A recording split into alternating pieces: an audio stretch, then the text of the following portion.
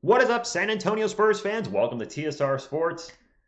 Spurs fans are excited. We're on the hype train, choo-choo, for Josh Primo right now. And I saw this article on Pounding the Rock. I wanted to share it with you and give my 2 cents about the hype. Are we overhyped? Are we underhyped? Are we right where we should be?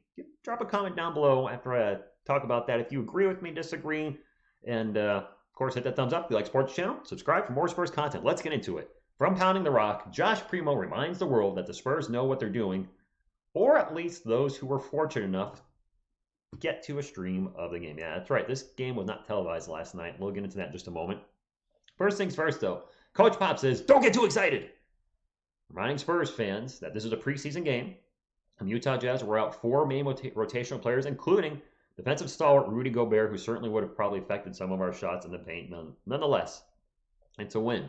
And more importantly, this was a fun Spurs team. No disrespect to the previous season Spurs team, but they were clearly tired in the second half of the season because of the amount of games that just got piled on due to things happening in the world. They were playing 4 games a week, sometimes 5 games a week, a lot of back-to-backs. And you just watched our team last year. They would go out and play well in the first half, and then they would just look totally gassed in the second half and just this was totally different. Bunch of energy. We have a very young team. Got to have one of the youngest teams in the NBA, Spurs fans.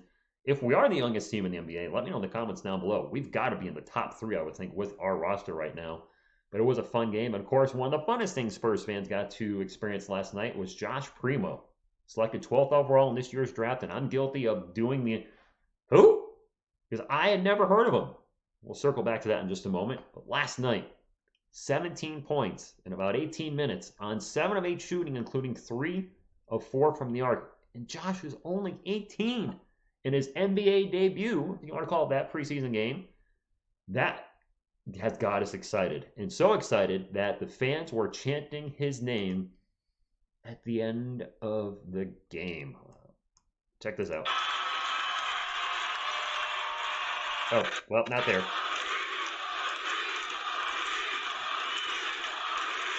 That's right, brother. Primo Mania's running wild. What's she gonna do when Primo runs wild? Okay, anyway, I'll stop.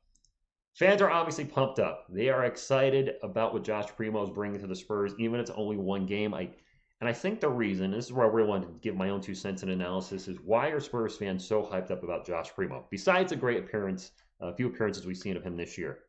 And I take a look at last year's draft pick, Devin Vassell. And some Spurs fans are saying, this is just like last year with Devin Vassell. I think this is different, and this is why. When the San Antonio Spurs drafted Devin Vassell last season, I knew who he was. I knew he was a 3D player that could hit threes and play very good defense. And he was expected to be a top 10 pick, so when he fell to 11, right, last year? Was it 11? I think it was 11. I knew who he was. I was like, they didn't draft a guy I've never heard of, because that has happened. And I think a lot of Spurs fans are in that same boat. With Devin Vassell, we knew we were getting a 3D player, and he pretty much produced like we thought he would during the season.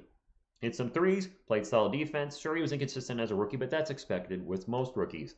With Joshua Primo, again, a lot of our reaction was, who? So my expectations for him were much lower than Devin Vassell. And that's no disrespect to Joshua Primo or Devin Vassell, but my expectations were lower because I just didn't know anything about him. So in his NBA preseason debut tonight, I didn't think he would even play. I thought maybe he would get some garbage time, maybe 5 minutes in the end of the game.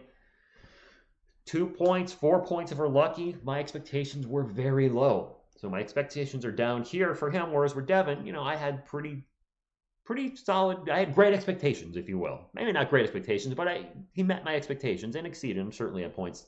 Whereas Joshua, with his performance last night, my expectations are here, and he produced this. And as a Spurs fan, when you expect this and get this, you're going to be pumped up. As an NBA fan, as a sports fan, when somebody greatly exceeds your expectations, and there are people out there, I'll give you guys credit. Some of you expected this, and hey, props on you if you knew this kid had some talent. I didn't. But beating and exceeding expectations is going to get you hyped up. So, are we overhyped? Are we underhyped? Are we right where we should be? I think we might be a little overhyped right now based on one game. But for the Spurs fans that are kind of poo-pooing on this, saying, don't be so excited. It's a preseason. It's one game. No, I say be excited. Be excited for this young Spurs team and this young man that went out there with confidence and shot brilliantly and had a great game in his first NBA preseason game. Be excited about it. Let's not get carried away and call him Kobe Bryant. I've seen people saying, oh, he's the next Kobe, or comparing him to other NBA players. Let's not go there. I think that's pushing it a little too far to put a label on him and put that type of expectation on him when you're talking about one of the greatest players of all time in Kobe Bryant, or comparing him maybe to other shooters. Let's not do that. Let's be excited about what we have now. A young man that could still grow. He's what, 6'6"? Possibly be 6'7", 6'8", 6'9", who knows, but he might not be done growing. Could have a growth spurt. Let's just be excited for what he's giving us right now, and something to be excited about, because the last 2 seasons have been so disappointed. Let's embrace this new beginning and enjoy the ride. Enjoy what's happening with the team. Enjoy seeing the fans chanting somebody's name. When's the last time that's happened? I don't live in San Antonio, and I watch the games without the sound on, so I don't know if names are getting chanted. But when's the last time a rookie's name has been chanted in San Antonio? I don't know.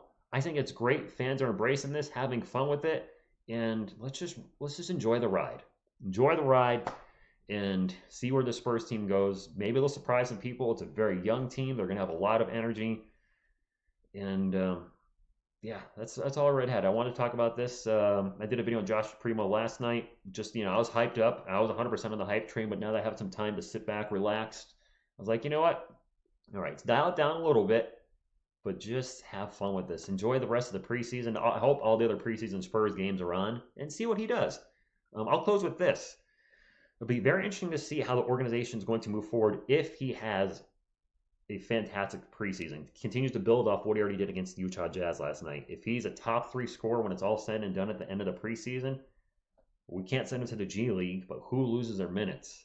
Where do we go from here?